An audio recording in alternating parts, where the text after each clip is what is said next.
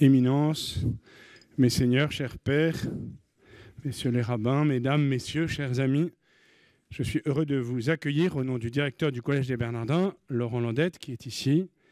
Je suis heureux de vous accueillir dans ce lieu. Je suis le père Jean-Baptiste Arnaud, président de la faculté Notre-Dame, située ici au Collège des Bernardins.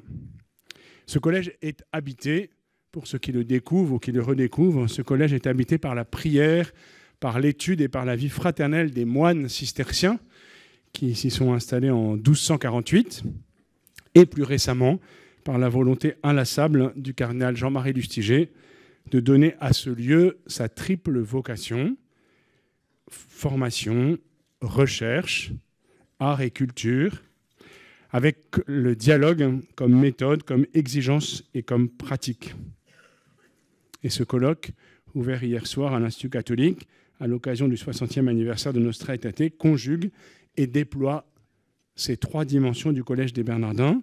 Les conférences de ce jour seront non seulement l'occasion d'une réception de ce texte conciliaire dans l'histoire récente, mais aussi l'expression des recherches en cours et à venir en théologie et dans d'autres sciences. En outre, ces conférences, que nous avons voulu à deux voix, en dialogue, sont déjà, depuis hier soir, et seront encore aujourd'hui relayées par une note artistique et culturelle, la musique klezmer d'hier soir, les expositions dans la nef et dans la sacristie, et cet après-midi, le chant des Radzanim venus de différentes synagogues. Tout cela constitue la raison d'être du Collège des Bernardins, sa triple mission de formation, de recherche et de culture. Nous n'oublions pas non plus que la nef du collège, dans laquelle nous tenions il y a un instant, fut le lieu d'un autre anniversaire marquant pour les 50 ans de Nostra Aetate. Le grand rabbin Haïm Corsia remettait au cardinal 23 une déclaration pour le jubilé de fraternité à venir, dans laquelle nous voulons inscrire nos travaux de ce jour et nos rêves pour demain. Je suis particulièrement heureux de souligner aussi que ce colloque est le fruit d'un long travail commun à l'initiative et avec la Conférence des évêques de France, entre les trois facultés de théologie à Paris, les facultés Loyola, l'Institut catholique et le Collège des Bernardins. Notre archevêque nous invitant régulièrement à ne pas perdre une occasion de travailler ensemble. Je me réjouis d'ailleurs que tous les étudiants de la faculté Notre-Dame puissent participer à une partie du colloque ce matin, qui sera rediffusé également donc, dans le petit auditorium. Enfin, je voudrais évoquer dans ce grand auditorium la mémoire vive de celui dont cet auditorium porte le nom depuis tout juste un an, jour pour jour, Aaron Jean-Marie Lustiger. Le choix de son prénom complet, juif et chrétien, est une référence à la plaque apposée à Notre-Dame de Paris, qui débute ainsi « Je suis né juif, j'ai reçu le nom de mon grand-père paternel, Aaron, devenu chrétien par la foi et le baptême, je suis demeuré juif, comme le demeuraient les apôtres. » Fin de citation. Dans cet auditorium Aaron Jean-Marie Lustiger, il est bon de faire mémoire de cet homme conscient d'avoir été et d'être un signe de contradiction. Il a vécu cette contradiction dans son propre itinéraire. Nous en ferons d'ailleurs mémoire ici même à l'occasion d'un colloque pour le centenaire de sa naissance, en septembre 2026. Il a vécu cette contradiction dans sa propre chair, y compris dans sa mémoire blessée. Il a vécu dans sa propre chair l'histoire des relations entre juifs et chrétiens. La nouveauté est le chemin ouvert par Nostra Aetate IV, qu'il aimait qualifier de retrouvailles.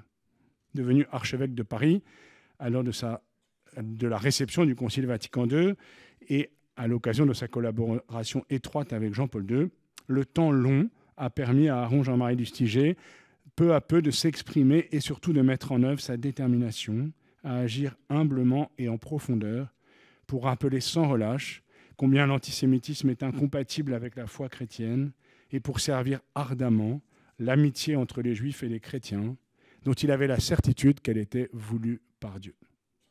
Ce trésor précieux est transmis à notre diocèse, à l'Église tout entière, pour les générations à venir. Comme l'a souvent répété le cardinal Lustiger, en particulier lors d'une conférence à Rome pour les 40 ans de Nostra Aetate, alors qu'il venait d'achever sa mission d'archevêque de Paris, Juifs et chrétiens, ensemble, sont porteurs d'une mission commune au service de l'humanité, d'une responsabilité à l'égard de la civilisation et de l'humanité, ce que nous rappelait hier soir le grand rabbin Haïm Corsia. Cette mission commune, fraternelle, au service des autres qu'eux-mêmes, juifs et chrétiens la vivent, en portant ensemble la révélation biblique. Le dialogue sur la manière de vivre les 10 paroles, ainsi que le double commandement de l'amour, ont été au cœur des nombreuses rencontres et interventions du cardinal Lustiger, et spécialement des voyages organisés à New York à l'invitation de la Yeshiva University, dans laquelle des évêques, des prêtres, des professeurs de la faculté Notre-Dame étaient conviés à lire la Bible avec leurs frères juifs. Comme le disait encore Benoît XVI en inaugurant le Collège des Bernardins le 12 septembre 2008, je le cite, « La parole de Dieu nous rend attentifs les uns aux autres. » La parole de Dieu nous rend attentifs les uns aux autres, puissent juifs et chrétiens, dans un dialogue amical et fraternel, ne jamais cesser d'approfondir cette puissance de la parole de Dieu qui nous rend attentifs les uns aux autres. Je vous souhaite un bon colloque. Bonjour à tous. Alors, en tant que directeur de l'Institut des sciences et théologie des religions à l'Institut catholique de Paris, je vais introduire nos deux premiers intervenants pour donc, ce colloque. Donc, les premières interventions vont porter sur le thème de la réception de la déclaration Nostra Aetate, du paragraphe numéro 4, dont fêtons aujourd'hui donc, le 60e anniversaire. Donc cette réception, comment a-t-elle été vécue? Comment est-elle vécue aujourd'hui? A-t-elle vraiment enraciné le changement d'attitude de l'Église catholique dans les consciences des fidèles? Le rend-elle irréversible? Et par ailleurs, ce processus de réception n'est-il pas complexe et nuancé? En même temps, il correspond à un développement de pistes initiées par la déclaration Nostra Aetate, mais ne répète-t-il pas aussi également les non-dits de la déclaration, voire certaines failles? Voilà, il faut se poser toutes ces questions depuis 60 ans, comment, de manière nuancée, nous pouvons faire l'état des lieux. Alors ces questions et d'autres vont être abordées par nos deux premiers intervenants. Tout d'abord, Thérèse Andrevon, qui est docteur en théologie de l'Institut catholique de Paris et de l'Université de Leuven. Elle est spécialisée dans l'histoire de la réception des textes conciliaires concernant les relations avec le judaïsme, donc en particulier, bien sûr, Nostra Aetate numéro 4. Elle a soutenu sa thèse de doctorat en 2014 à l'Institut catholique de Paris, une thèse intitulée « Vers une théologie du judaïsme, enjeux et défis générés par Nostra Aetate », paragraphe 4. Donc elle enseigne toujours à l'Institut catholique et à l'Université d'Aumônier. De nationalité franco-israélienne, elle est engagée dans le dialogue interreligieux. Et on peut aussi signaler qu'avec William Crisel, elle a co-dirigé le collectif Réflexion sur juifs sur le christianisme, Labor et Fides 2021, et plus récemment le manuel de théologie d'Israël en 2025. Voilà, alors comme elle y habite en Israël, à Jérusalem, elle va être en visio, elle va nous rejoindre en visio. Voilà, le temps que la connexion et qu'elle apparaisse sur les écrans, je vais présenter le deuxième intervenant, qui est Olivier Rota, professeur habilité à diriger des recherches en histoire de la faculté de théologie de l'Université catholique de Lille. Olivier Rota travaille sur l'histoire du dialogue judéo-chrétien, en particulier en Angleterre, mais aussi en France et en Israël. Il a notamment publié Les catholiques anglais, la question juive 1917-1967 aux éditions du Cerf en 2021. Et avec Daniel Delmer, il a publié donc, La fondation de l'Église catholique d'expression hébraïque en Israël 1945-1967 en 2021 aussi. Et enfin, il a co-dirigé le manuel de théologie d'Israël, donc publié chez Labor et Fides en 2025. Voilà, donc nous avons une théologienne et puis un historien pour commencer cette réflexion ensemble. Voilà, je laisse la parole peut-être alors à Thérèse qui va... Voilà, bonjour Thérèse. Je pense que ça marche bien. On va faire un essai. Voilà, tu peux parler? Bonjour, est-ce que vous me voyez? Est-ce que vous m'entendez? Très bien, merci. On te laisse la parole. Je ne vous vois pas, je me vois en double sur mon écran, mais ce n'est pas grave. Bon. Merci beaucoup pour cette invitation. Éminence et Monseigneur Vetto et les participants. On m'a donc demandé de parler de la réception de Nostra Aetate. C'est un exercice périlleux. Et donc, commencer par dire que Nostra Aetate contenait un potentiel pour surmonter l'enseignement du mépris et la pseudo-théologie de la substitution. Le texte a été interprété et surinterprété même. Aujourd'hui, personne ne met en cause que Jésus était juif, ainsi que ses disciples. Le terme déicide a disparu du vocabulaire. Être juif suscite de l'intérêt. Les autorités du monde juif restées longtemps, très longtemps silencieuses, ont salué les changements et donc cet enseignement d'estime. Et vous avez rappelé ce qui disait dans une démarche de la décisive à portée théologique. Fin de citation. Un nouvel anniversaire est donc l'occasion d'un nouveau bilan. Et les ambiguïtés, alors on peut se féliciter évidemment de tout ce qui a été fait, mais c'est aussi l'occasion de voir là où il faut encore avancer. Les ambiguïtés qui subsistent chez beaucoup de chrétiens vis-à-vis du monde juif invitent à se poser la question qui traversera mon intervention. La réception a-t-elle besoin d'un nouveau souffle? Je commencerai par traiter pour la notion de réception, puis je poserai 3 questions. La première question, comment est-ce que l'enseignement des Écritures, lien entre Ancien et Nouveau Testament, a-t-elle évolué? Ma deuxième question sera le rapport au peuple juif et au judaïsme. Est-il intégré organiquement, et ce mot organiquement va revenir souvent, dans l'intelligence de la foi chrétienne? Et ma troisième question est issue de la citation du pape François dans Evangelii Gaudium. Le dialogue et l'amitié avec les fils d'Israël font partie de la vie des disciples de Jésus. Est-ce que ce message est passé dans la vie des disciples de Jésus? Donc, je commence par la réception. Qu'est-ce qu'on entend par là? Je décrirai la réception comme 2 mouvements. Un mouvement vertical, ascendant et descendant. Donc, il s'agit du ruissellement des textes romains qui descendent sur les conférences épiscopales, les prêtres, les communautés, donc, mais aussi ascendant, c'est-à-dire que on sait par exemple que Nostra Aetate a été largement préparé en amont. Le texte des orientations de 75, le texte romain, a été aussi préparé en amont. Entre autres, ce fameux texte français de 73 qui a fait beaucoup de bruit. L'autre mouvement est horizontal ou géographique. Et là, on a des contextes extrêmement variés. J'en liste quelques-uns. Il y a les pays où les chrétiens sont minoritaires. Au sein de l'islam, évidemment, là, on voit qu'il y a un gros problème. Au sein du bouddhisme et de l'hindouisme aussi. Lors d'une visite récente dans un séminaire jésuite à Madras, en Inde, qui travaille beaucoup sur l'inculturation, la question de Jésus juif et du rapport à l'hindouisme, pas si évident. Et le professeur m'a dit que oui, ils connaissent les racines juives du christianisme à travers l'Ancien Testament, ça ne va pas beaucoup plus loin, et me dit, hélas, pour nos étudiants, le juif, c'est ceux qui ont le monopole des réseaux sociaux. Nous avons des pays, les chrétiens arabes de Terre Sainte. Et là, on voit que la réception Nostra Aetate d'une petite minorité au sein d'une population juive israélienne est encore un autre enjeu. Nous avons des pays où il n'y a jamais eu de communauté juive en leur sein, comme par exemple le continent africain. Lors d'une session que je donne à des prêtres actuellement en d'Afrique francophone, l'un d'eux me disait « Les Juifs, ce sont ceux qui ont tué Jésus ».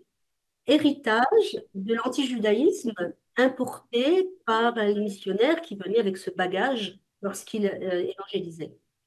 Donc l'intérêt et la réception de Nostra Aetate de ces différentes communautés va être très différente de celle d'Europe occidentale, d'Amérique ou d'Australie. Et j'ajoute, dans les pays dits de l'Est, les décennies de communisme ont gelé le travail de réception du concile et leur rapport au judaïsme reste très complexe à cause de l'histoire et de la liturgie.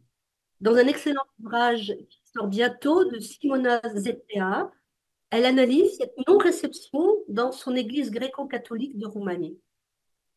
Passons à nos 3 questions. Lire l'Ancien Testament. L'exégèse étant tout le domaine où Nostra Aetate, dans sa réception, a avancé vite et depuis très longtemps et de manière la plus approfondie.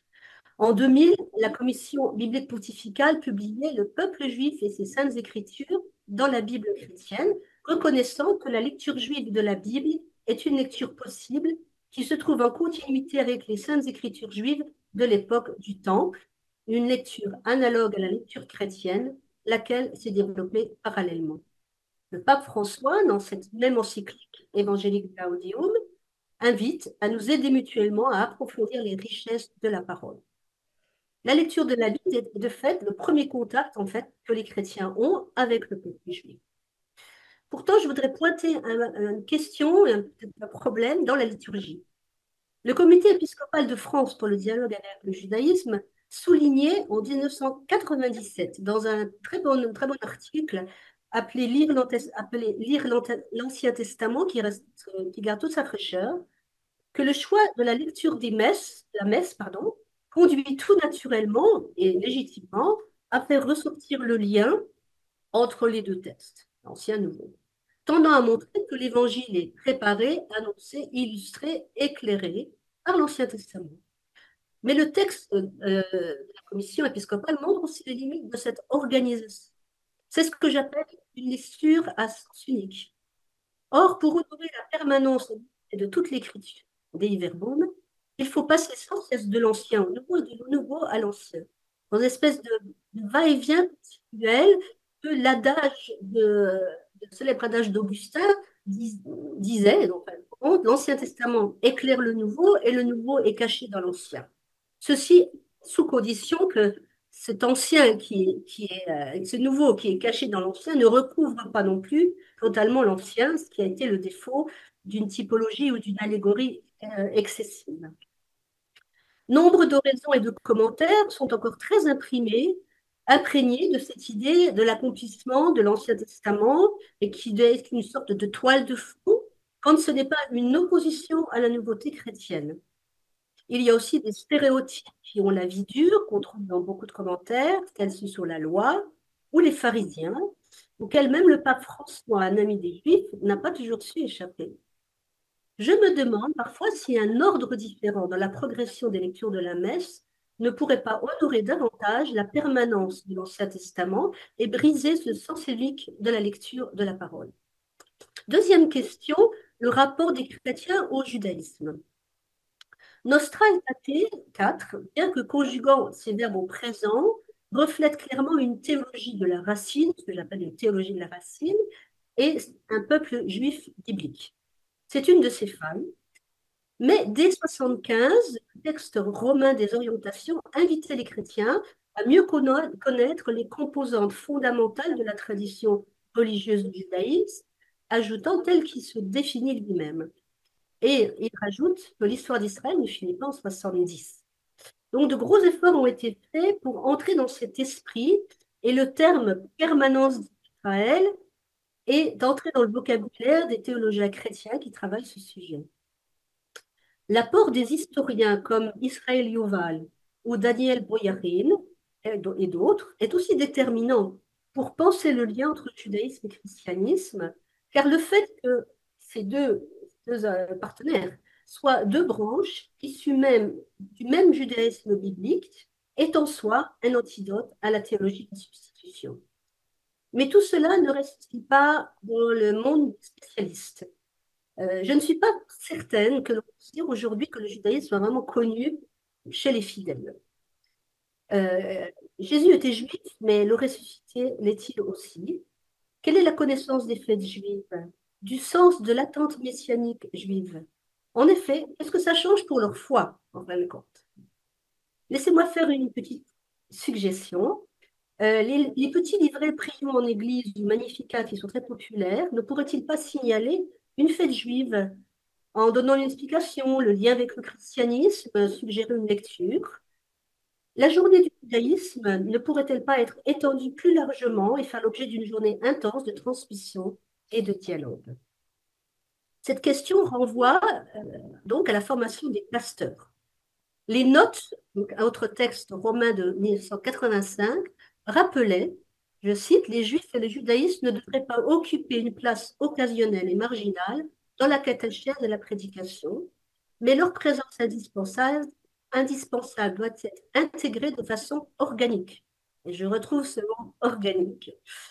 Les dons et l'appel de Dieu, donc texte de 2015, insiste qu'il est important que les institutions éducatives catholiques en particulier intègrent Nostra Aetate et les documents du Saint-Siège dans leur programme en vue d'une transmission aux générations suivantes. Or, le judaïsme demeure encore trop souvent une option dans les études de théologie, et on compte peu d'étudiants qui s'investissent dans les études difficiles et exigeantes de la tradition rabbinique. Finalement, les séminaristes qui seront appelés à prêcher et à enseigner ne sont pas vraiment armés théologiquement pour renouveler leur propre regard sur les Juifs. De fait, la théologie s'est construite dans l'histoire sans ou contre Israël ou au-delà d'Israël. Aussi, le grand travail accompli pour sortir de l'enseignement du mépris pendant 60 ans a été en fait une étape de défrichage, et reconnaître le peuple juif dans sa permanence comme un signe à interpréter et encore une fois à intégrer organiquement dans la foi chrétienne demeure un chantier ouvert. À mon avis, tant que le rapport au peuple juif et le judaïsme dont l'alliance n'a jamais été révoquée ne sont pas vraiment intégrés organiquement dans l'intelligence de la foi chrétienne, les fidèles ne pourront guère sortir des cadres anciens. Troisième question, et dernière, être ami d'Israël. Entre Jérusalem et Rome, texte publié en 2015 par des rabbins orthodoxes d'Europe à l'occasion du Jubilé de Nostra Aetate, ils écrivent: en dépit de nos divergences théologiques irréconciliables, nous, juifs, considérons les catholiques comme nos partenaires, des alliés proches, des amis et des frères. Depuis le 7 octobre, cette amitié a été mise à l'épreuve. Il n'est pas possible de parler aujourd'hui, le 9 octobre 2025, de la réception Nostra Aetate sans aborder la question de l'antisémitisme. Peut-être que les carences dans la formation évoquées plus haut en sont une cause. Les notes de 85 mettaient en garde en disant l'urgence et l'importance d'un enseignement précis sur le judaïsme chez nos fidèles se déduit aussi du danger d'un antisémitisme toujours en train de reparaître sous différents visages. Aborder cette question d'antisémitisme et la poussée qu'il connaît de nos jours oblige à parler de la terre d'Israël, puisque c'est le sujet qui nourrit cette poussée. Sujet totalement absent de Nostra Aetate, du fait des troubles politiques qui ont agité sa rédaction et rendu le sujet tabou. Comme le disait Michel Reynaud, la déclaration évoque la sortie d'Égypte, mais on ne nous dit pas pour quelle destination. On connaît moins un projet de mise en application de Nostra Aetate voté au secrétariat pour l'unité des chrétiens en 1969. Donc un texte vraiment très très proche de la déclaration elle-même, dont je vous lis un extrait. À la fidélité à l'alliance est attaché le don d'une terre qui, dans l'âme juive, est restée l'objet d'une aspiration. Au terme de longues générations d'exil douloureux, les Juifs ont manifesté de mille manières leur attachement à la terre promise à leurs ancêtres, depuis la vocation d'Abraham. Il nous semble que les chrétiens, quelles que soient les difficultés qu'ils éprouvent, doivent tenter de comprendre et respecter la signification religieuse de ce lien entre le peuple et la terre. L'existence de l'État d'Israël ne doit pas être séparée de cette perspective, ce qui n'implique en soi aucun jugement sur les faits historiques, sur les décisions ou sur l'ordre purement politique. Fin de citation. Il est vraiment regrettable que ce texte très équilibré ait été rejeté en haut lieu. La réception du Concile dans son ensemble connaissait bien d'autres points chauds qui aujourd'hui ont été assimilés. Je pense à la liberté religieuse, par exemple. Intégrer la question de la terre dès le début de la mise en application de Nostra Aetate aurait fourni une esquisse de réflexion, une pierre d'attente sur laquelle s'adosser par la suite. Le long silence a été brisé très partiellement par les notes et par les dons. Des ouvrages commencent à réfléchir sur la question, dont un qui vient de sortir, dont pas certains parmi vous ont été participants. Les orientations de la France en 73, les orientations pastorales de la France en 73 avaient écrit: il est actuellement plus que jamais difficile de porter un jugement théologique serein sur le mouvement du retour du peuple juif sur sa terre. N'est-ce pas encore plus le cas aujourd'hui? Pourtant, il faut effectivement avoir le courage d'aborder cette question. L'amalgame, tout le monde s'accorde à ne pas faire entre le lien des Juifs à l'État d'Israël et le gouvernement de l'État éponyme est illusoire. Les critiques contre la politique du gouvernement israélien actuel ne sont pas d'antisémitisme, mais on assiste à un antisémitisme sous la forme d'un antisionisme militant qui considère que l'État d'Israël est une anomalie de l'histoire post-coloniale. Dans les dons, nous lisons « Le pape François a souligné maintes fois qu'un chrétien ne peut pas être antisémite, notamment à cause des racines juives de la foi chrétienne, du christianisme. Est-ce que l'argument est convaincant et suffisant? Condamner fermement l'antisémitisme ou le qualifier de péché ne fournit pas aux critiques des outils de réflexion pour en comprendre les ressorts profonds. Il me semble qu'il y a nécessité aujourd'hui que l'Église mène une réflexion sur l'antisémitisme et je signale ici l'œuvre magistrale de David Nuremberg qui a été traduit dans Labor et Fides, Antijudaïsme, qui pourrait aider les chrétiens à le repérer, à le discerner, à le déraciner sans céder à l'émotion du moment ou à des positions partisanes. Le texte français, encore ce texte de 73, soulignait « Le juif mérite notre attention et notre estime, souvent notre admiration, parfois certes notre critique amicale et fraternelle, mais toujours notre amour. La boussole de cet amour est la fidélité de Dieu envers son peuple, y compris lorsqu'il est infidèle ou faillible. » En conclusion, Nostra Aetate a vraiment dressé une barrière infranchissable contre un antijudaïsme passé. Du fait que ce texte n'est pas seulement un toilettage de mots qu'on ne pouvait plus dire après la Shoah, mais vraiment un type de réflexion théologique. Mais le contexte historique de 65 et suite 2025 n'est pas le même. Les équilibres ont changé. Le christianisme est majoritairement implanté en Afrique, en Asie, en Amérique latine. La mémoire de la Shoah, qui ne semble pas les concerner, s'éloigne de plus en plus et ne joue plus son rôle de mise en garde. Si le lien avec le judaïsme demeure perçu uniquement comme une racine antique véritable, le discours actuel qu'on entend sur la décolonisation, la vision négative du sionisme pourrait potentiellement conduire ces communautés à une autre forme d'anti-judaïsme.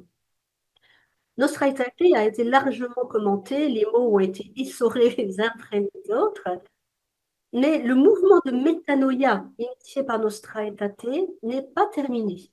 Il y a encore du travail pour les 100 ans à venir et il semble que nos prochains intervenants ont des rêves à nous partager sur ces 100 prochaines années. Je vous remercie.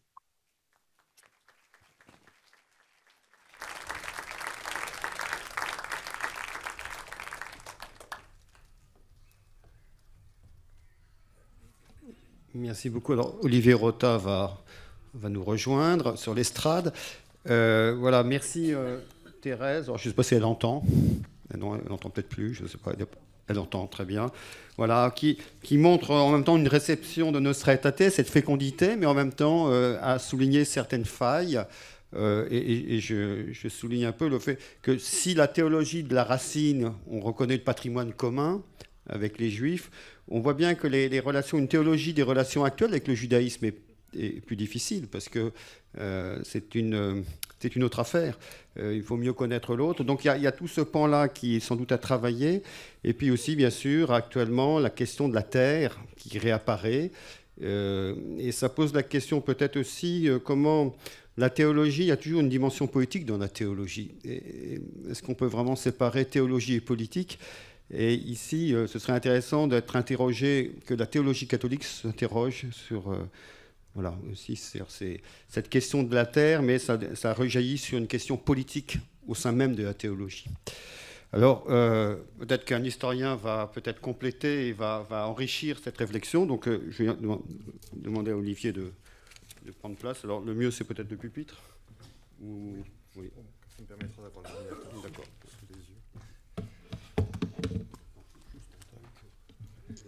Normalement, nous avons jusqu'à 10h30. 10h30, c'est ça, Sylvain, oui. 10h30. Alors, je ne sais pas, tout dépend si on aura le temps de poser quelques questions après. Sinon, après, il y a une pause, normalement vers 10h30. Mais on a commencé en retard. Voilà, merci. Merci Xavier. Bonjour à tous. Donc, nous avons eu ce matin deux présentations, en fait. Celle de son éminence, effectivement, qui nous a retracé l'histoire des relations judéo-chrétiennes, notamment, effectivement, vue de la France. L'exposé magistral donc, de Thérèse. Bon. Qu'est-ce qu'il me reste? Effectivement, qu'est-ce qu'il me reste à dire? Qu'est-ce qu'il me reste à faire? J'avoue que quand j'ai été sollicité par Xavier pour intervenir, effectivement, lors de ce colloque, je me suis demandé, effectivement, qu'est-ce que je pouvais encore dire de neuf en tant qu'historien sur une histoire qui a été beaucoup balisée. Je pense que j'ai moi-même un petit peu contribué aussi à la baliser, qui puisse, effectivement, vous nourrir. Vous avez fait le déplacement, vous voulez entendre, effectivement, quelque chose d'un peu nouveau. Et je me suis concentré sur le titre, en fait, la raison pour laquelle nous nous réunissons. Nostra Aetate, paragraphe 4. Je me suis dit, tiens, il y a peut-être quelque chose. Pourquoi est-ce qu'on ne parle que de Nostra Aetate, paragraphe 4? Pourquoi pas de Nostra Aetate? Pourquoi pas l'œuvre conciliaire, en fait, de manière générale? Et de fil en aiguille, peut-être aussi parce que je travaille sur un livre sur le sujet, je me suis dit, il y a quand même un mot qu'on ne travaille pas, qui est un petit peu une sorte d'implicite. On considère que son sens est transparent. On considère peut-être d'ailleurs qu'on est encore effectivement dans un mot porté par cette culture. Et ce mot, c'est le mot dialogue. Et ce mot figure à 2 reprises dans Nostra Aetate, dont une fois au paragraphe 4. Et je me suis dit, tiens, je vais me concentrer sur ce mot-là. Paragraphe 4, effectivement, il est indiqué « Du fait d'un si grand patrimoine spirituel commun aux chrétiens et aux juifs, le Saint Concile veut encourager et recommander la connaissance et l'estime mutuelle qui naîtront surtout d'études bibliques et théologiques, ainsi que d'un dialogue fraternel. » Dialogue. D'où vient ce terme? Quelle est son histoire? Comment est-il reçu après Vatican II en milieu catholique? Et finalement, Vatican II ouvre-t-il un temps de dialogue? Voilà un petit peu, je dirais, les directions que vont prendre ma communication, qui porte pour titre « Après Vatican II, le temps du dialogue ». Mais comme il faut laisser un peu de suspense, et vous verrez que la réponse n'est pas si évidente, j'ai rajouté un point d'interrogation. Premier point, donc le dialogue, effectivement, d'où vient-il? D'où vient ce terme? Alors, je commençais avec le concile, parce qu'effectivement, c'est le point de départ aussi de notre journée, mais ensuite, je remonterai un petit peu en arrière. Ce terme, il arrive très tôt au Concile. Monseigneur de Smet, évêque de Bruges, parle au nom du secrétariat pour l'unité des chrétiens et défend le 19 novembre 62 l'idée que, en fait, il faudrait introduire dans les pratiques qui sont nées dans ce qu'on appelle le dialogue œcuménique. Les œcuménistes, dans les années 50, ce sont eux, parmi les chrétiens, qui utilisent ce terme. L'amitié judéo-chrétienne ne l'utilise pas. Par contre, effectivement, c'est un terme qui fait florès, notamment chez les œcuménistes, sous forme de méthode. Et Monseigneur de Smet dit ceci, le dialogue œcuménique n'est pas une délibération, il essaie de le définir, parce que, souvenez-vous, le terme est nouveau, en tout cas dans son acception moderne. N'est pas une délibération, une négociation sur l'établissement de l'union, par là de l'union des chrétiens, ce n'est pas un projet d'union, c'est une tentative de conversation. C'est de chaque côté un témoignage sur sa foi, de chaque côté, un témoignage serein, tous les mots comptent, serein, objectif, lucide, psychologiquement adapté. Ce dialogue n'est pas institué pour que nous nous trompions les uns les autres. Les choses sont posées, je dirais, les choses sont posées.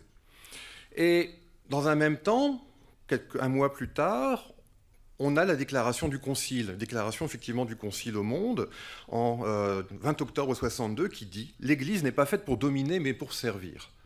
En fait, ce terme de dialogue va rentrer dans cette perspective d'une Église qui est faite pour servir, qui n'est pas faite, sous-entendu, pour dominer. Et j'insiste bien sur ce point, ça a été un point de débat en 1962. Certains considérant, comme Congar et d'autres parmi les experts, que l'esprit juridique et dominateur n'est pas celui du Christ, je ferme les guillemets, d'autres défendant au contraire une vision très hiérarchique, institutionnelle, très verticale de l'Église. Ça a été effectivement une question débattue, mais ce texte dont je viens de vous parler, cette déclaration au monde, qui est le rédacteur? Le père Congar, le père Chenu. En fait, effectivement, ils ont mis un peu d'eux-mêmes dans cette déclaration qui va dans le sens d'une promotion du dialogue qui, eux-mêmes, est défendue par leur propre position de théologie. J'avance un peu dans mon propos. Ce mot dialogue, il est nouveau dans son acception nouvelle. Dialogue, vous allez me dire, ça date de l'Antiquité. Oui, mais ça désigne des formes de texte en conversation. Il y a beaucoup de choses à dire sur ce point, je ne vais pas rentrer dans ces détails. Ça désigne aussi une nouvelle forme, je dirais, de vision du monde, en dialogue. C'est la philosophie de Buber, qui est née en réaction à la Première Guerre mondiale, donc aux atrocités de la Première Guerre mondiale, mais qui n'a pas fait florès, si je puis dire, dans l'entre-deux-guerres, qui n'a pas imposé un nouveau cadre de pensée aux sociétés. Dialogue, l'entrée dans la culture du dialogue, ça date d'après la Seconde Guerre mondiale. Pour la première fois, 1947, on va parler de « homme de dialogue ». C'est une expression nouvelle. On voit bien que c'est un marqueur, effectivement, c'est un souhait. Et des philosophes s'engagent d'ailleurs à essayer de définir ce que c'est que ce dialogue. En Allemagne, ça commence en Allemagne, dans un pays divisé. Ça commence aussi dans la philosophie politique, parce que c'est une réponse d'abord politique, de la philosophie politique à la division de l'humanité. Karl Jaspers. En France, Paul Ricoeur va importer la pensée de Karl Jaspers. Le personnaliste Jean Lacroix, qui est philosophe, qui travaille à la rédaction d'Esprit, mais aussi Albert Camus. Chez les philosophes, surtout, je dirais, j'ai envie de dire, Eric Weil, qui pense effectivement cette question du dialogue. Tout cela immédiatement après la Seconde Guerre mondiale, et ça se développe, cette pensée, dans les années 50. Dans les années 50, c'est encore un mot que partage l'élite culturelle. On veut promouvoir le dialogue, notamment Est-Ouest, les courants, je dirais, européanistes. Un Denis de Rougemont, par exemple, les rencontres internationales de Genève promeuvent effectivement cette idée de dialogue comme étant une manière de tourner le dos à la violence. On sort de la Seconde Guerre mondiale, que faire? La solution est politique. Peut-être qu'elle est en amont. Peut-être qu'il faut fonder une nouvelle culture qui s'appelle une culture de dialogue. Tout ça est très nouveau. Qui dit nouveau dit aussi fragile. Et ça, j'annonce un peu ma conclusion. Vous voyez peut-être déjà où je veux en venir. Je pourrais citer effectivement à l'infini un certain nombre d'auteurs. Toujours est-il que celui qui va imposer ce terme au Concile, c'est Paul VI. Première session d'ouverture donc de la seconde, premier discours d'ouverture de la deuxième session, Paul VI va donner le ton. Jusqu'à présent, on avait un concile qui cherchait un petit peu ses directions, son cadre, des mots-clés effectivement pour se réunir autour de certaines thématiques, avoir à la recherche d'une perspective. C'est Paul VI qui va donner cette perspective, effectivement, en répétant à 27 reprises le mot dialogue dans son ouverture, lors de la deuxième session. Et cette ouverture, ce discours va trouver encore plus d'ampleur un an plus tard dans sa première encyclique, Ecclesiam Suam, 54 reprises, ce mot dialogue. Or, sachez que ce mot, pour la majorité des pères conciliaires, est quasiment inconnu. D'ailleurs, ça va donner lieu, lors d'une session, à des échanges entre les pères conciliaires pour essayer de définir ce qu'est ce terme nouveau. Paul VI l'a importé, a donné effectivement comme je dirais, perspective au Concile de rentrer en dialogue avec, non pas les religions, Nostra Aetate, c'est le point final du dispositif, mais rentrer en dialogue avec l'humanité. Il y a des intentions évidemment, je dirais, apostoliques. L'idée, c'est de rendre pertinente la pensée chrétienne dans, je dirais, les courants de pensée actuels. C'est déjà quelque chose qui commence dès le lendemain de la Seconde Guerre mondiale. On a un Jean Danielou ou d'autres, effectivement, ou le rédacteur de La Vie intellectuelle, qui utilise ce terme dialogue parce qu'il considère que cette pensée chrétienne qui a du mal à se renouveler, et on rentre en plus dans la phase d'immobilisme à partir de 1950, du pontificat de Pie XII, en fait, ne se fait plus entendre en dehors des cercles de l'Église. À l'extérieur de l'Église, on ne comprend plus ce que l'Église catholique dit. Donc il faut se mettre en dialogue. Il faut que cette pensée chrétienne apparaisse pertinente aux yeux des contemporains. C'est le projet, effectivement. Et Pie XII va donner ce projet au Concile, et ce Concile va le traduire en texte. Il n'y aura pas que Nostra Aetate, j'en parlerai tout à l'heure. Toujours est-il que c'est un mot nouveau qu'il faut définir. Et Paul VI, d'où tire-t-il ce terme ?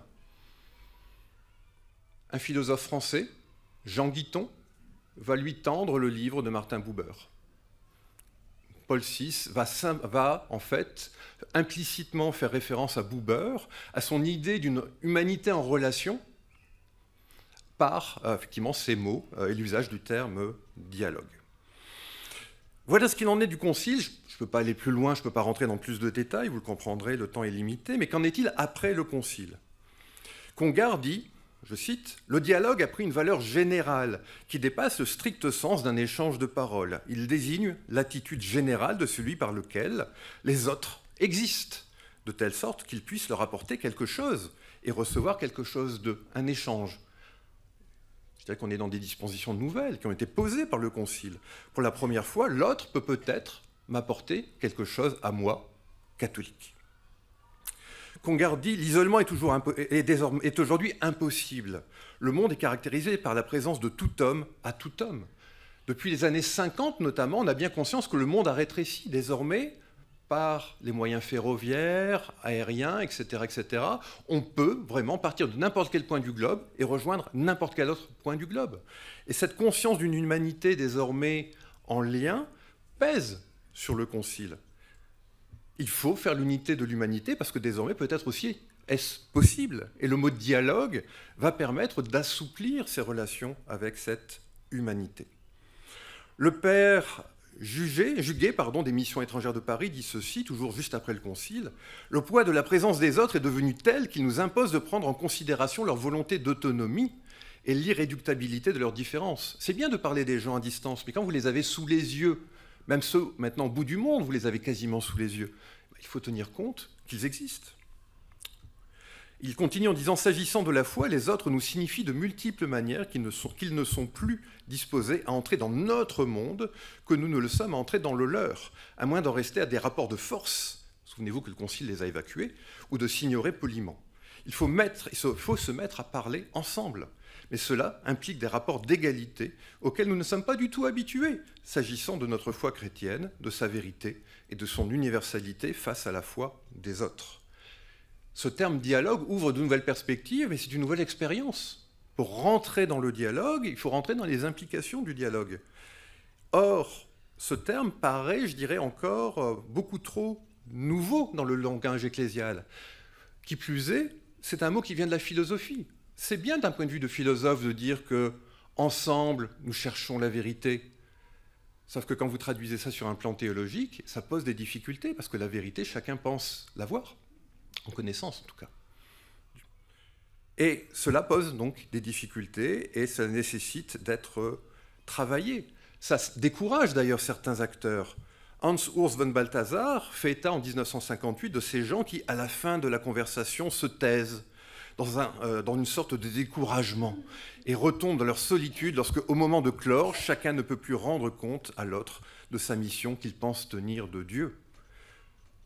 Oui, il y a une difficulté.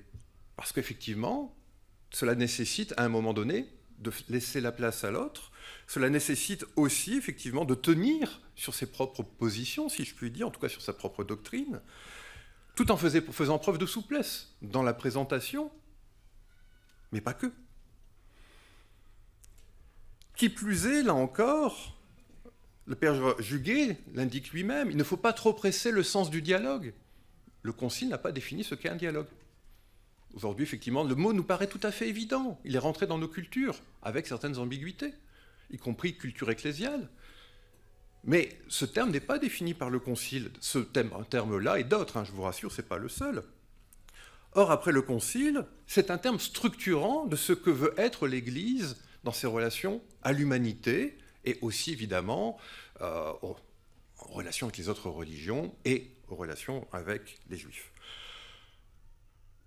Il y a donc, je dirais, nécessité, là, par manque de temps encore, je ne peux pas vous présenter, je dirais, toutes les étapes, mais il a fallu se frotter à cette expérience. D'autant plus qu'en face, je dirais côté juif, certains doutent de la volonté de dialogue horizontal. Le dialogue pour Paul VI, c'est quelque chose qui fonctionne en cercle concentrique, avec au centre, évidemment, l'Église catholique, tout à fait naturel d'ailleurs. Mais on doute de la volonté, effectivement, la sincérité de ces chrétiens qui veulent dialoguer. Est-ce qu'ils veulent dialoguer pour continuer à se faire entendre ou veulent-ils vraiment se mettre à l'écoute? Parce que le dialogue, c'est un double exercice. Écouter, être écouté. Que veulent-ils? En fait, tout dépend à qui vous vous adressez. Dans les années 50, on était encore à vouloir se faire entendre.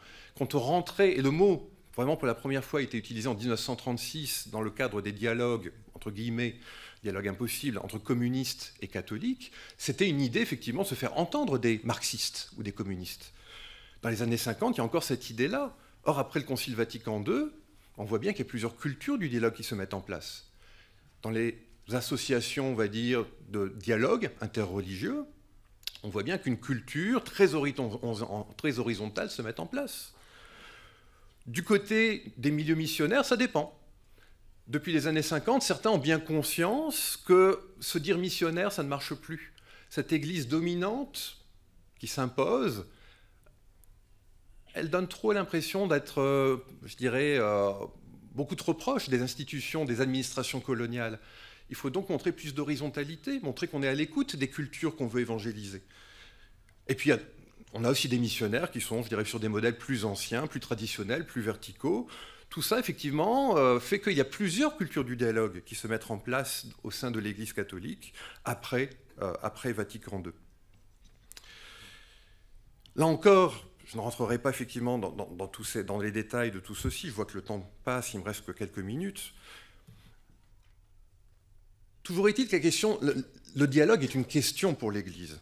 Elle est une question pour ceux qui s'engagent effectivement dans une disposition de dialogue, mais il y a aussi, je dirais, des pistes nouvelles. Théologiser après Vatican II, on le fait de manière différente qu'avant Vatican II. Le fait de se démarquer de la culture scolastique, le fait de chercher à adapter son langage, le fait de lire beaucoup les philosophes.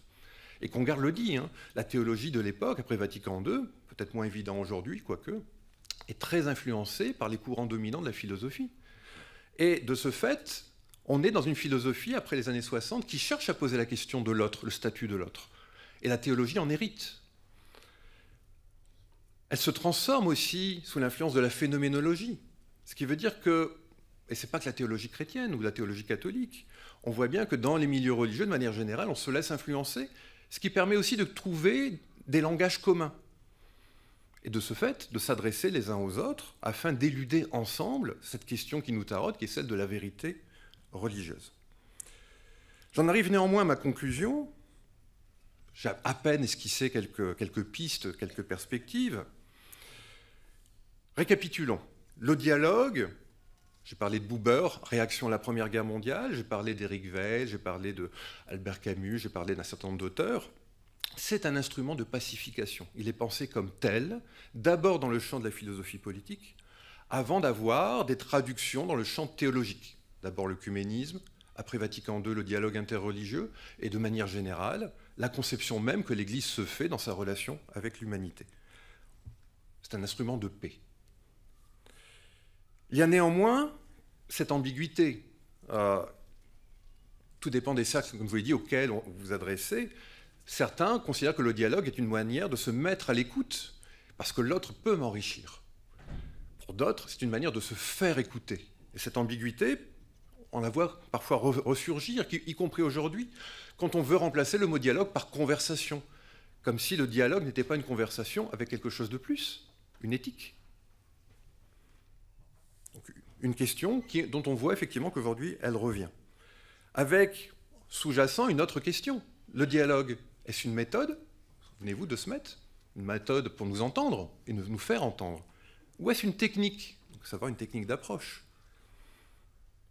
Je dirais que dans la plupart des cas, la question est résolue, c'est une méthode, mais certains encore aujourd'hui, effectivement, ont tendance à se dire que pourquoi pas une technique?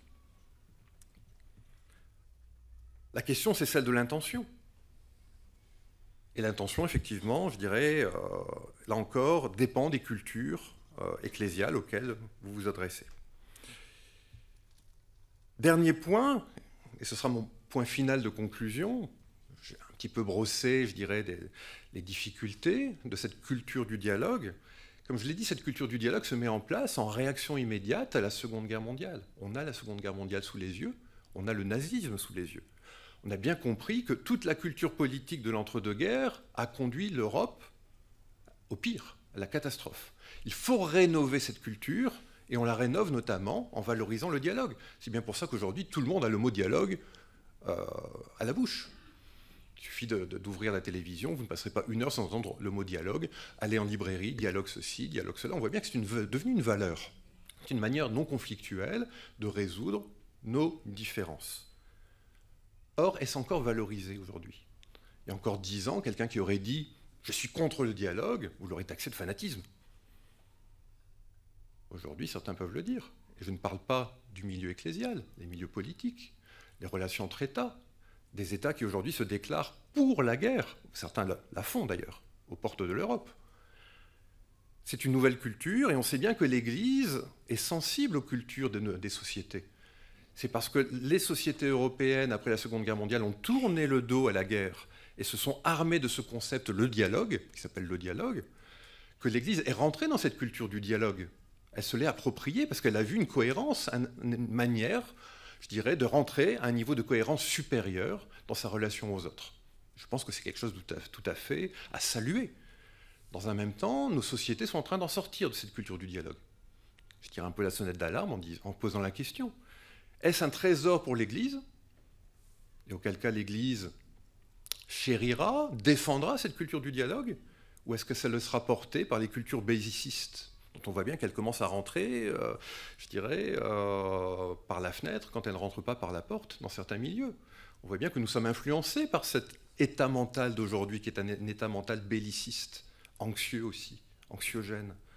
La question, effectivement, c'est qu'en fera l'Église? Car il est tout à fait inutile de parler de Nostra Aetate demain si cette culture du dialogue disparaît dans l'Église. Et si elle disparaît tout court de nos cultures, à savoir qu'on ne sache plus à quoi elle fait référence. Et ça, c'est un véritable danger pour demain. Je vous remercie.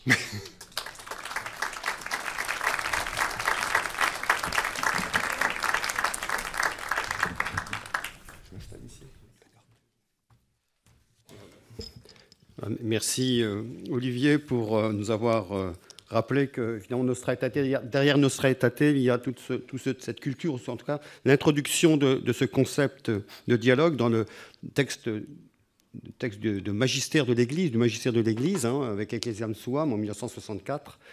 Et la nouveauté justement aussi de ce terme, d'ailleurs, et tu as parlé de la culture du dialogue, ou de culture dialogique, qui n'est pas du tout évidente, car si on a invité au dialogue, la culture ecclésiale n'a jamais favorisé, en tant que catholique, n'a pas vraiment favorisé cette culture dialogique. Je me rappelle, j'avais lu un texte de Joseph Ratzinger sur son journal du Concile, où il dit, mais c'est quelque chose de nouveau, dans l'Église, c'est pas un terme de la culture de l'Église, qui est plutôt une culture de l'obéissance de la foi et de ceux qui médiatisent la foi. Donc on obéit. Donc le dialogue met en porte-à-faux finalement les catholiques, et il y a tout un apprentissage sans doute à faire, et on voit bien que c'est pas facile. Et récemment, le concile le synode sur la synodalité a bien montré aussi l'enjeu de cette dimension du dialogue dans l'Église, et comment finalement ce synode est une deuxième réception du concile, on peut le dire un peu comme ça, en tout cas par rapport au dialogue. Voilà, et puis peut-être deuxième réaction, le dialogue, à mon avis, est d'ailleurs dans le document Dialogue et annonces de 1991, donc du secrétariat, il y avait le dicastère pour l'évangélisation des peuples, et puis à l'époque c'était le Conseil pour le dialogue interreligieux. Donc ce document montrait que le dialogue, finalement, c'est pas seulement un dialogue, une conversation entre des théologiens ou des intellectuels, ou même des communautés, mais il y avait le dialogue, le premier dialogue, c'est le dialogue dans la vie, ou le dialogue de vie. C'est-à-dire, c'est pas un dialogue, en fait, c'est plutôt on vit ensemble, et il y a des interactions, donc de manière très concrète et à tous les niveaux. Donc le dialogue n'est pas d'abord un dialogue de parole sur un thème, etc. Il y a le dialogue plutôt spirituel aussi, voilà, donc une mention plus spirituelle, et puis le dialogue aussi, où on travaille ensemble, on collabore ensemble dans des œuvres, par exemple, des actions communes. Là aussi, c'est une forme de dialogue. Donc, le dialogue ne peut pas être réduit ici à seulement un dialogue comme on peut dialoguer aujourd'hui dans un colloque, mais c'est aussi, ça touche tous les aspects de la vie et à différents niveaux de la vie des sociétés. Voilà, peut-être rappeler ça. Et puis peut-être troisième point, Paul VI dans Ecclesiam Suam en 1964 définit un peu plus précisément le dialogue du salut. Donc il qualifie le dialogue, c'est le dialogue du salut, c'est-à-dire annoncer la bonne nouvelle en tenant compte de la conscience de l'autre, de la liberté de conscience de l'autre. C'est-à-dire non pas évangéliser par des moyens on va dire, indiscrets, comme dit Adjente, c'est-à-dire des moyens de coercition, des moyens de marketing, on va dire, de manipulation des consciences, pas par la violence, pas par le prosélytisme. Mais justement, le mot dialogue voulait déminer sans doute l'action missionnaire de l'Église en tenant compte vraiment de la liberté de conscience des personnes à qui on s'adresse. Voilà, c'était un peu des réactions. Peut-être que tu veux rebondir ou... Confirmer. Effectivement, notamment sur la synodalité. La question d'ailleurs s'est posée quand on a commencé à parler de synodalité dans l'Église. Sur quel modèle ? Celui de la démocratie, puis effectivement l'Église n'est pas une démocratie. Or effectivement ce qui est aux racines de cette synodalité, c'est l'idée de dialogue, c'est la culture du dialogue.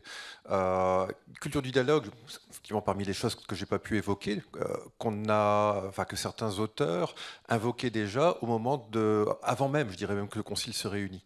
Parce qu'on imaginait bien que 2200 pères conciliaires, lorsqu'ils allaient prendre la parole, de quelle manière ? Conflictuelle, on sait bien qu'il y avait des options théologiques très différentes, et certains auteurs déjà imaginaient que le concile doive travailler sur le modèle du dialogue. Et la synodalité, effectivement, c'est un retour de cette culture, après une certaine parenthèse, effectivement, qui se comprend. Hein. L'Église est passée par une crise 10 ans après le concile, qui a un petit peu tout arrêté du point de vue de la synodalité. Et on voit bien que cette question de la synodalité, en fait, l'implicite encore, c'est cette culture du dialogue, mais à l'interne, intra-ecclésial. Donc oui, je confirme. Peut-être encore, oui. Alors, il y a peut-être aussi des questions dans la salle, mais est-ce qu'il y a un micro qui baladeur, voilà, peut-être. Ah, il y a une question là-bas, il faut monter, hein. Voilà, courage. Peut-être le temps que le micro monte. Il y a aussi cette dimension, peut-être au niveau... Moi, je suis théologien, mais il y a des théologiens qui ont essayé de fonder le dialogue dans la théologie elle-même, dans la révélation. Par exemple, le dialogue de Jésus dans les évangiles. Jésus entre en dialogue avec des différents types de personnages, et puis dialogue avec son Père, dans la prière. Donc certains vont même développer une théologie trinitaire à partir de dialogique. Voilà. Donc là aussi, le mot dialogue sort un peu peut-être de la philosophie, mais aussi peut être enraciné plus dans la révélation chrétienne et dans la théologie chrétienne elle-même. Bon, là aussi, il y a eu des travaux. Voilà. Oui, merci pour ces belles interventions. Je parle aussi celle de Madame Mondragon. J'avais une question qui les intéresse tous les deux, d'ailleurs. À propos du dialogue, dans un ouvrage récent, le cardinal Aveline rappelle aussi que la notion de dialogue, il parle de la mission de l'Église, est théologiquement constituée, puisque Dieu est entré, je résume un peu, je simplifie, est entré en dialogue avec l'humanité par l'incarnation. Donc Dieu fait partie de l'histoire désormais de l'humanité. Et je me demande, je voudrais avoir votre réaction, et cette question, je la pose à la fois à M. Rota et à Mme Mondragon, pour revenir aussi à la question du judaïsme, dont la seconde intervention n'a pas du tout parlé. Comment réagissez-vous par rapport à une remarque que fait notamment, il n'est pas le seul, mais que fait un autre historien qui est Andrea Riccardi, le fondateur de la communauté Sant'Egidio, qui dit que dans la culture de l'Église, et notamment des représentants de l'Église, il manque beaucoup de culture historique. Alors, ne faudrait-il pas, dans la formation des membres de l'Église à l'avenir, développer aussi un peu plus de culture historique à côté de la culture théologique? Je sais que les formations des prêtres sont déjà très chargées, très denses, mais ne serait-ce pas un moyen aussi de mieux faire connaître la situation historique de l'humanité aujourd'hui et de permettre de favoriser une meilleure compréhension, notamment de ce que vit le peuple juif dans le monde? Merci. Thérèse n'est plus en ligne. Hein. Parce qu'effectivement, votre première question, je dirais, je pense que Thérèse aurait été plus appropriée que moi-même pour y répondre. Je vais simplement signaler ceci. J'ose espérer qu'avant l'incarnation, il y avait déjà un dialogue entre l'humanité et Dieu. En tout cas, c'est aussi la manière de voir de Buber, par exemple. C'est aussi le point de départ de sa philosophie. Donc ça, c'est la première question. Sur la deuxième question, et vous avez raison, elle est fondamentale. Moi, j'interviens dans la faculté, donc je suis enseignant-chercheur à la faculté de théologie de l'Université catholique de Lille. Donc je suis le seul historien d'ailleurs de mon équipe. Autour de moi, donc des philosophes, des théologiens. Et je constate effectivement qu'il y a une difficulté. J'interviens amplement, hein, donc effectivement j'abreuve les étudiants de considérations historiques. Ils en ont besoin, effectivement. Mais c'est vrai qu'il y a une difficulté à enseigner l'histoire en faculté de théologie. Quand je veux dire, je ne veux pas dire une difficulté particulière à ma faculté, mais de manière générale, nous n'avons pas les mêmes méthodologies, nous ne parlons pas des mêmes choses et pas de la même manière. Et c'est vrai que parfois l'écart est assez troublant pour les étudiants, donc ça veut dire qu'eux-mêmes doivent cheminer pour entendre ce que l'historien a à dire sur l'histoire de l'Église, sur l'histoire aussi, je fais l'histoire du dialogue interreligieux dans ma faculté, donc sur tous ces points-là. C'est vrai que c'est quelque chose d'assez déstabilisant pour les étudiants parce que ça leur demande beaucoup d'efforts. Ils partent de loin, ils partent de conceptions effectivement parfois idéales, et je dois les rappeler aux faits, effectivement, et aux faits historiques que souvent ils ne connaissent pas. Mais en même temps, nous avons une lettre d'encouragement du pape François qui date de janvier 2025, qui va dans ce sens, qui insiste sur la nécessité de la formation. Mais pourquoi insiste-t-il? C'est effectivement que peut-être faut-il en faire un peu plus. Donc voilà, mais je suis en accord avec vous. Merci. Alors je crois, on m'a dit que Thérèse Andrevon était en ligne. Alors, est-ce que Thérèse, tu peux répondre à la question ou une des questions? Oui, voilà. Je suis là. Voilà. Je voudrais répondre sur deux points de la question. La première, c'est que je ne suis pas sûre que le mot dialogue soit très juif. Dans le sens, dans le judaïsme, on parle de controverse pour le royaume. Quand on voit les discussions talmudiques, ce sont des formes de dialogue. En fait, ce sont des vrais. J'allais dire, c'est presque comme les disputations du Moyen-Âge, qu'on soit bien dans. Il n'y a pas un perdant. Donc, je ne sais pas si le mot dialogue, peut-être que Guillaume pourra me corriger, et n'est pas vraiment un figure qui est plus ecclésiale, chrétienne, et je parlerai plus dans le judaïsme de controverse pour le royaume de Dieu, où des idées vont se mettre en. Oui, il y a une vraie confrontation pour que la vérité ne soit pas évoque une forme, mais qu'elle puisse jaillir de cette controverse. Donc, je dis aussi que c'est intéressant comme mode de pratique pour le christianisme. Comment peut-être redécouvrir la disputation dans un sens positif. La deuxième chose, par rapport à la culture historique.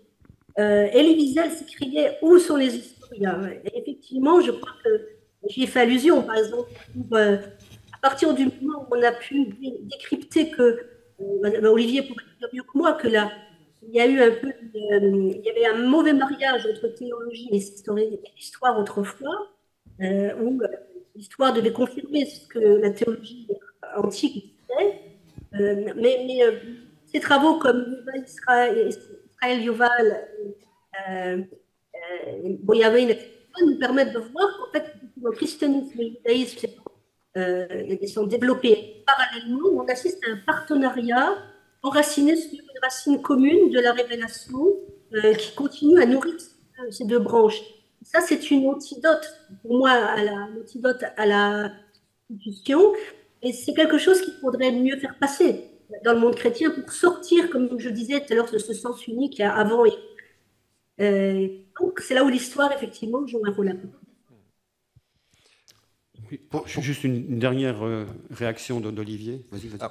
Oui, pour répondre effectivement à ta question, Thérèse, parce qu'effectivement il y avait une forme de question dans ta réponse, sur la question de la dialectique, de la disputatio. En fait, ça a été une phase. C'est que dans les années 30, surtout en 36, celui qui va utiliser le terme dialogue dans le cadre du dialogue marxiste-catholique, c'est Gaston Fessard, qui était un dialecticien, qui répond du coup aussi à la dialectique marxiste. Et pour lui, lorsqu'il parle de dialogue, c'est l'idée qu'on s'oppose thèse à thèse. C'est un exercice dialectique. Or, on voit bien que la conception du mot dialogue évolue autour des années, fin des années 50, début des années 60. La dialectique, on s'oppose de thèse à thèse. Et en fait, c'est effectivement quelque chose qui a des racines, d'une part dans la disputatio, mais aussi d'autre part dans l'apologétique, dont on veut se distinguer. L'apologétique de l'entre-deux-guerres avait tendance à taper sous la ceinture, et on s'était rendu compte au sein de l'Église catholique que ça commençait à porter préjudice à l'Église elle-même, effectivement, cette manière de faire. Et c'est comme ça qu'aussi qu'on en est venu à vouloir dialoguer, mais d'un dialogue qui en fait était une réminiscence de la dialectique. Dans un deuxième temps, on s'est rendu compte que la dialectique était un mauvais modèle. On s'en est distingué, fin années 50, début 60, et on a inventé une nouvelle conception encore du dialogue, où en fait ce dialogue est là pour réunir les hommes, d'abord, qu'ils conversent, effectivement, mais en dehors de tout esprit, effectivement, d'opposition. Les idées peuvent s'opposer, mais c'est pas ça qui compte dans le dialogue, c'est le rapprochement, c'est l'amitié. Donc on a aussi changé de modèle, je dirais, en très peu de temps, finalement. Merci. Alors merci à Olivier Rota et à Thérèse Andrevon pour leur communication. On peut les applaudir.